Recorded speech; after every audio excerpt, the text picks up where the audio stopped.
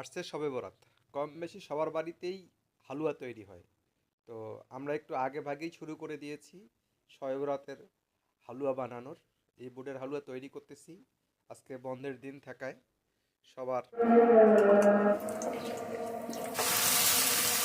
আমরা যেটি করতেছি সেটি হচ্ছে অনেকে চিনি দিয়ে তৈরি করে, আমরা করতেছি সেটা হচ্ছে খেজুরের গুড় দিয়ে। আমরা খেজুরের গুড় দিয়ে বুটের হালুয়া তৈরি করতেছি।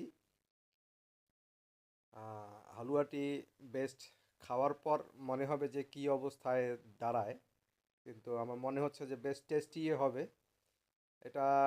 আমরা সাধারণত এই শবে বরাতেই কম বেশি আমাদের এলাকার সবার বাড়িতে হইতো, কিন্তু এখন তো গ্রামে থাকি না, ঢাকায় থাকি। ঢাকায় থাকার কারণে এখন একটু ছোট্ট পরিসরে করতে হয় আমাদের।